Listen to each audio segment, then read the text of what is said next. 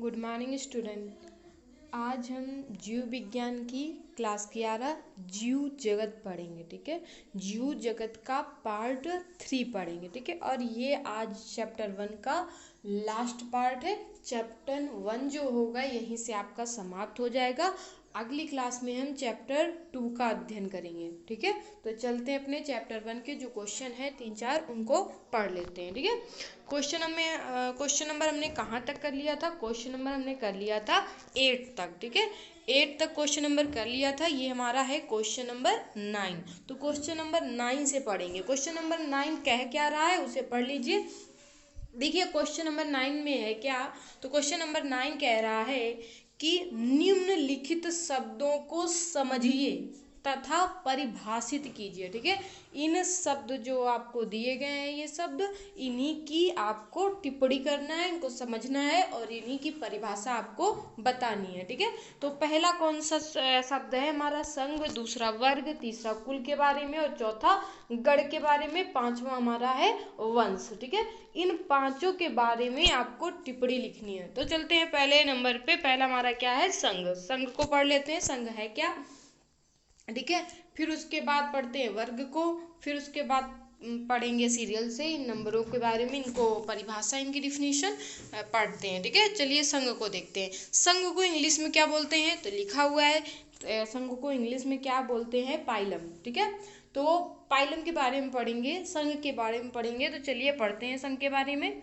क्या लिखा हुआ है? समान गुणों वाले। ठीक है, संघ की परिभाषा क्या होगी? समान गुणों वाले वर्गों को एक संघ में रखा गया है। जो समान गुण के होते हैं लोग, ठीक है, जो जिनके समान गुण होते हैं उनको एक वर्ग में रखा जाता है और इस वर्ग को ही, ठीक है, वर्गों में रखा जाता है और इस वर्ग को ही एक संघ में रखा जाता है।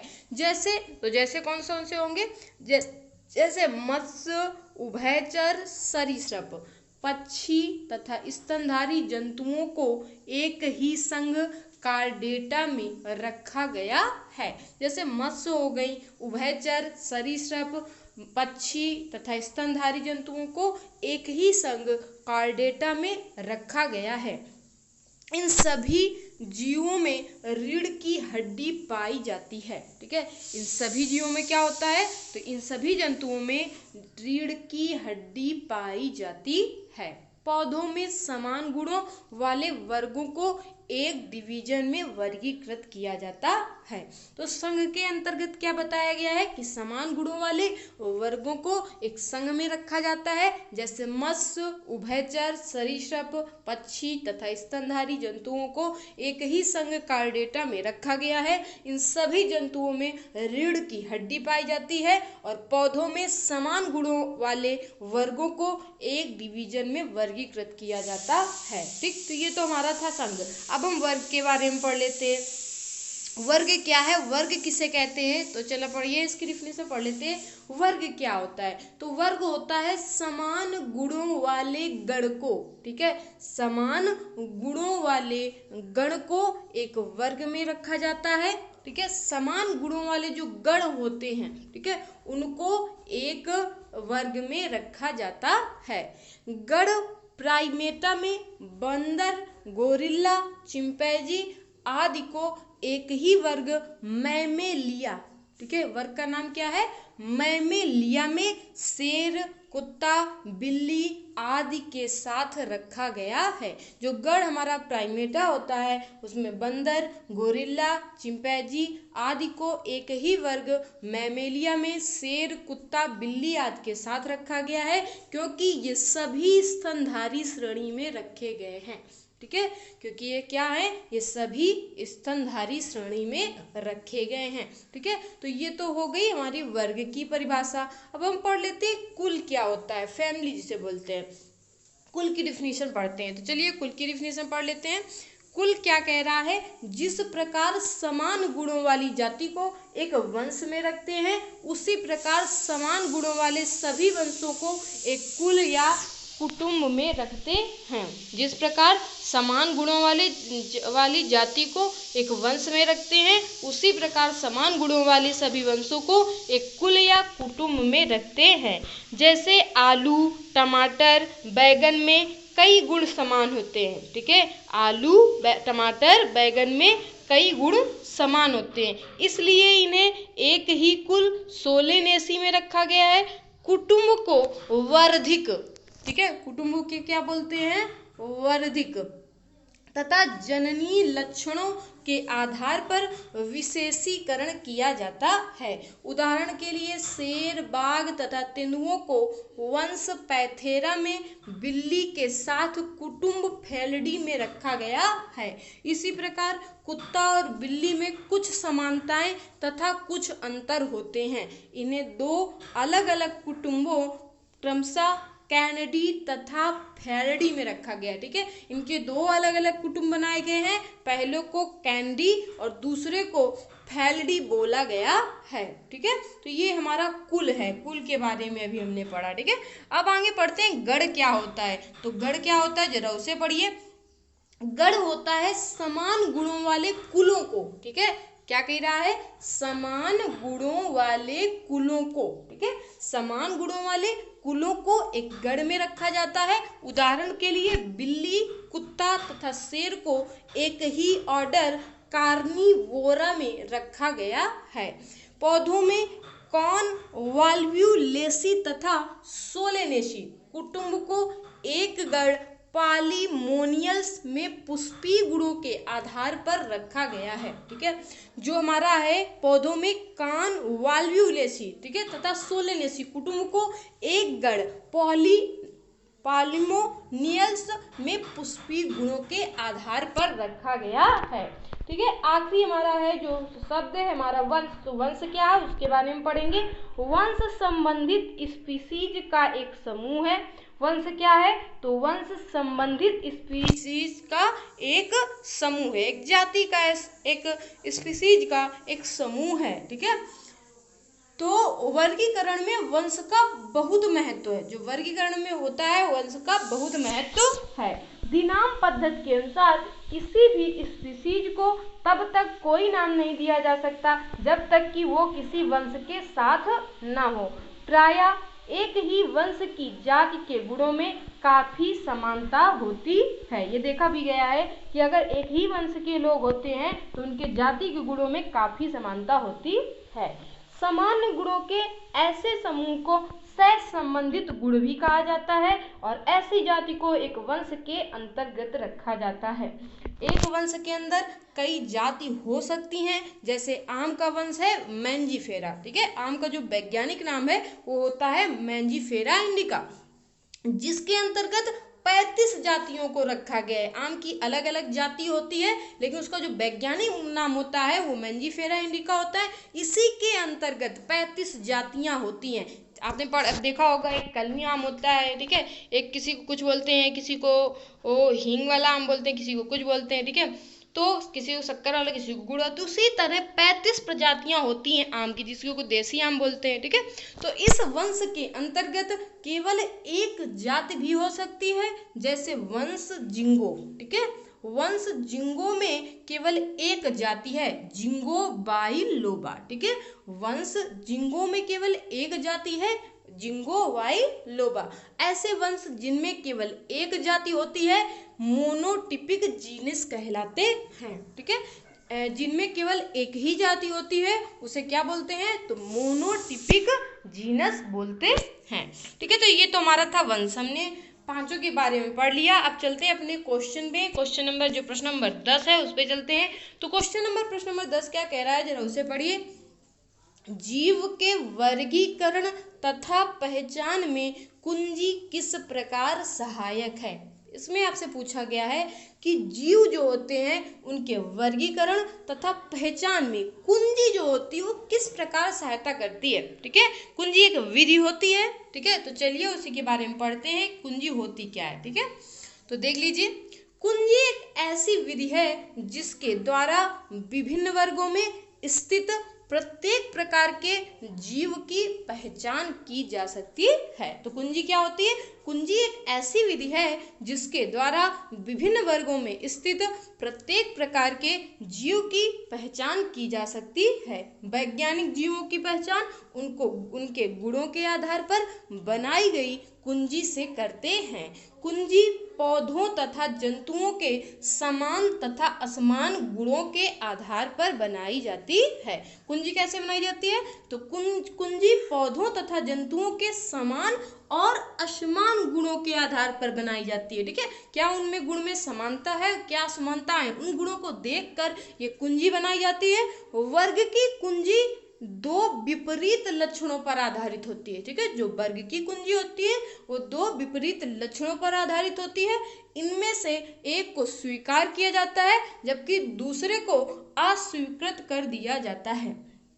कुल, वंश तथा जाति के लिए अलग अलग कुंजी का उपयोग किया जाता है। ठीक है, जो कुल होता है और वंश होता है और जाति, इनके लिए भी अलग अलग कुंजी का उपयोग किया जाता है। ठीक है, तो ये कुंजी का महत्व होता है। ठीक है, ये कुंजी का जो है हमारे जीव के वर्गीकरण और पहचान में ये महत्व होता है। ठीक है, चलते हैं प्रश्न नंबर 11 पे। ये हमारा लास्ट क्वेश्चन है, थोड़ा सा बड़ा भी है, विस्तृत है।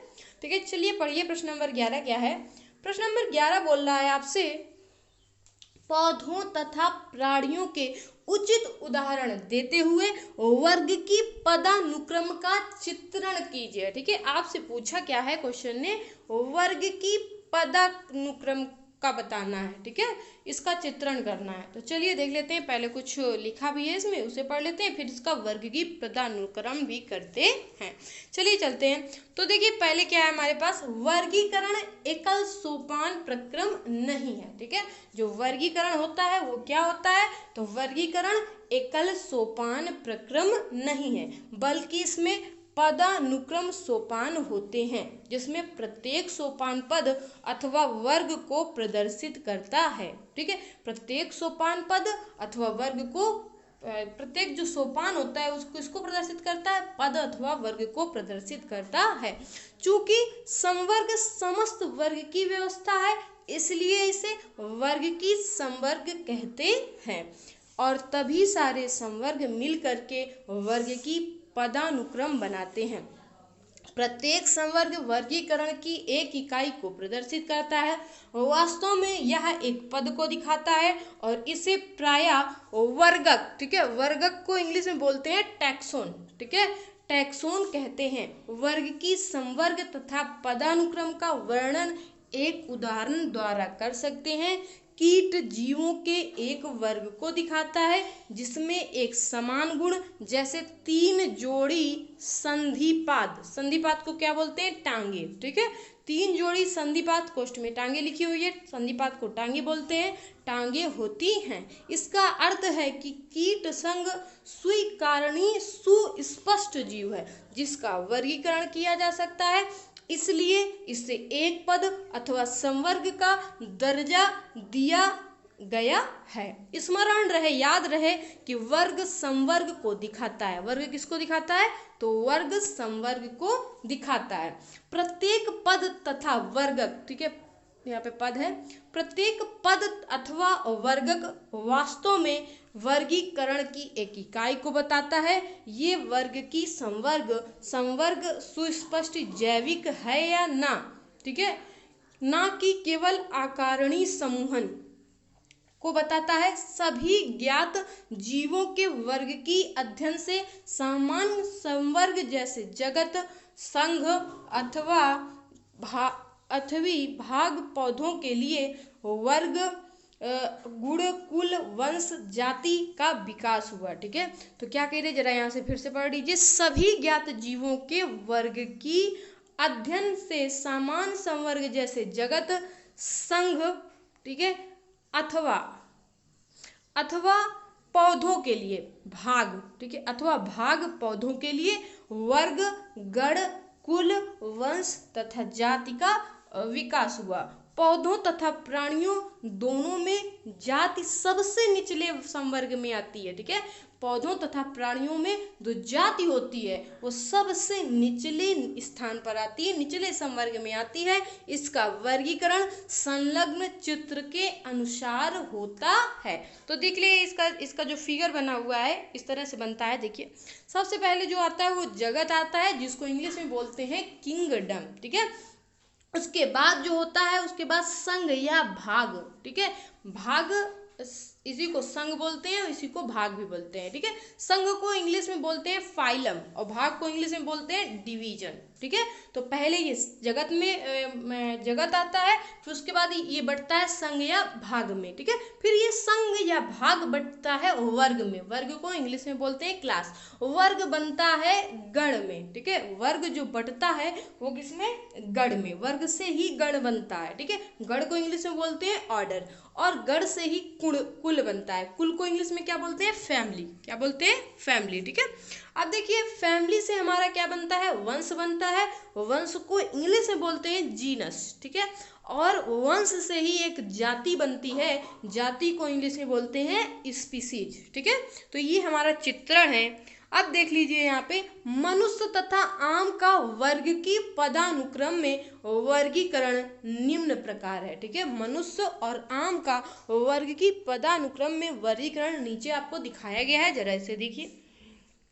पदानुक्रम और मनुष्य दोनों का वर्गीकरण किया गया है, देख लीजिए। पदानुक्रम क्या है, जगत, और मनुष्य है एनिमेलिया, ठीक है। संघ क्या है, पदानुक्रम में संघ है, और ये मनुष्य में क्या है, कार्डेटा। ये मनुष्य कार्डेटा में संघ पाया जाता है, और एनिमेलिया में जगत जो है किसमें पाया जाता है, एनिमेलिया में, ठीक है। मैमेलिया एक वर्ग से संबंधित है, गण प्राइमेटा में पाया जाता है, कुल होमोनिडी में पाया जाता है। वंश किससे संबंधित, तो वंश होमो को बोलते हैं। जाति किससे संबंधित, जाति होमो सैपियंस होती है, मनुष्य में होमो सैपियंस जाति होती है। आगे दूसरे पदानुक्रम को देखते हैं, ये तो मनुष्य का था, ठीक है। ये जो था वो मनुष्य के बारे में था। मनुष्य में जगत क्या होता है, एनिफेमेलिया, संघ क्या होता है, कार्डेटा, वर्ग क्या होता है, मैमेलिया, गण क्या होता है, प्राइमेटा, कुल क्या होता है, होमोनिडी, वंश क्या होता है, होमो, और जाति क्या होती है, होमो सैपियंस। ये तो मनुष्य के बारे में था। अब चलते हैं आम के बारे में, तो आम के बारे में पढ़ लेते हैं। तो आम में देख लीजिए जगत क्या है, प्लांटी, संघ क्या है आम का, एंजियोस्पर्मी, वर्ग क्या है, डाइकोटिलिनिडी, ठीक है, टिलिडनी, गण क्या है, सेम्पिडेल्स, ठीक है, कुल क्या है, एनाकार्डेंसी, ठीक है, एनाकार्डेंसी, ठीक है। अब देखिए यहाँ पे दो चीजें रह गई हैं, तो इसका वंश क्या है, जरा देखिए यहाँ पे देख लीजिए। वंश इसका क्या होता है, तो वंश होगा मैंजीफेरा, नोट कर लीजिए यहाँ पे, शायद नहीं लिख पाया है या रह गया है। तो वंश क्या होगा, मैंजीफेरा, ठीक है। जो आम का वंश होगा वो होगा मैंजीफेरा, और जाति होगी तो जाति नोट करके लिख लीजिए, मैंजीफेरा इंडिका, ठीक है। जाति में लिख लीजिए मैंजीफेरा इंडिका, ठीक है। देखिए फिर से लिख देते हैं। देखिए यहाँ पे दो चीजें आपकी रह गई हैं, एक तो था वंश, तो देख लीजिए इसके नीचे लिख लीजिए जाति, यहाँ से कुल है, कुल से नीचे से ये वंश से हेडिंग डाल दीजिएगा। वंश में आपका आ जाएगा मैंजीफेरा, ठीक है। वंश में क्या आ जाएगा, मैंजीफेरा, इसे लिख लीजिएगा। और फिर एक नीचे हेडिंग और डाल दीजिएगा जाति, ठीक है। जाति में लिख लीजिएगा यहाँ पे क्या लिखना है, मैंजीफेरा, ठीक है, इंडिका, इंडिका, ठीक है, ये लिख लीजिएगा। ये भूल गए हैं शायद टाइप करना, तो ये आप लोग लिख लीजिएगा कि वंश है मैंजीफेरा आम का और जाति है मैंजीफेरा इंडिका, ठीक है। तो आज की क्लास जो होती है यहीं से हमारी इंड होती है, और ये आज से चैप्टर 1 जो होता है, लेसन 1 होता है, वो कंप्लीट होता है। कल से आपको लेसन 2 इसमें पढ़ाया जाएगा, ठीक है। तो चलिए यहीं से अपनी क्लास को एंड करते हैं।